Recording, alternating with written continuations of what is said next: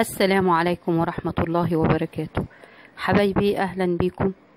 النهاردة هقدم لكم فكرة جديدة عن القهوة. زي ما أنا كاتبه لكم في العنوان كده، القهوة احنا بنشربها طبعا، وكل الشعوب بتحب القهوة وتشربها، بس احنا النهاردة هنستخدم التفل اللي بنرميه. التفل ده يعتبر كنز من الكنوز، يا ريت محدش يرميه أبدا. ده ليه فوائد كتيرة، وأول فايدة هقول لكم عليها في الفيديو النهاردة وهي فايدته للشعر. التفل بتاع القهوة ده أحسن مادة طبيعية، يعني ما فيش مادة طبيعية ولا مادة كيميائية تعوض الفايدة اللي ممكن تديها تفل القهوة للشعر. بيكسب الشعر لمعان رهيب، وبيمنع تقصفه، وبيحفز جذوره على النمو، وكمان بيغمق لون الشعر لو حبيتي تغمقيه. في كذا طريقة لاستخدامه، بس أول طريقة أقولها لكم اللي هي إضافة الزيوت ليه. هنضيف 4 زيوت، زيت جوز هند مع زيت خروع مع زيت زيتون، زيت اللوز الحلو. في نوع رابع من الزيوت انا ما لقيتهوش فما ضفتهوش. ممكن تضيفي اي زيت تاني موجود عندك منه. هم 4 زيوت بنضيفهم على تفل القهوة، ونبتدي نعمل جذور الشعر والفروة بتاعت الشعر بيه، لكن ما تحطوش على الشعر نفسه، وتسيبيه ساعتين على شعرك وتغطيه بكيس بلاستيك، وبعد كده تغسلي شعرك بالشامبو عادي وبالطريقة المعتادة. بس تيجي في مية الشطف تحطي نص كوباية خل التفاح مع كوباية مية، وتشطفي بيها شعرك. هيحوش اي اثار للقهوة موجودة على شعرك.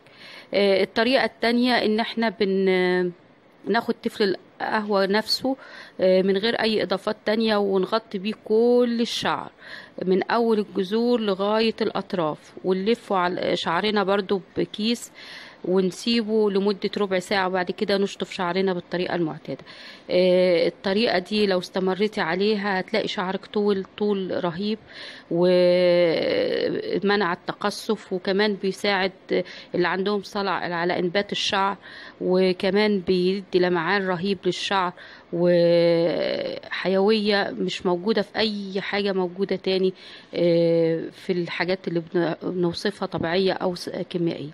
أتمنى أن الفيديو يكون مفيد، وتعملوا الوصفات دي وتستمروا عليها لمدة 3 شهور أسبوعيا. تعملوا الماسك بتاع الزيوت، و3 مرات في الأسبوع تستخدمي تفل القهوة على كل الشعر.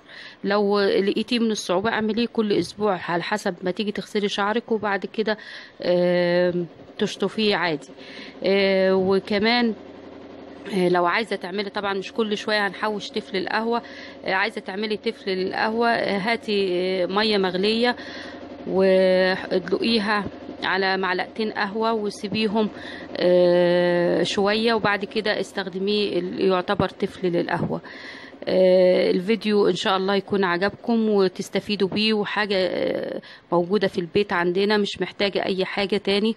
وفي ماسكات كتيرة جدا ممكن نستخدمها للقهوة، هقول لكم عليها، تفيد الشعر وتقويه وتديله حيوية وتديله لمعان رهيب. وكمان القهوة بتستخدم مع الحنة علشان تغمق لون الشعر، وتدي للشعر لون جميل كده بني حلو جدا.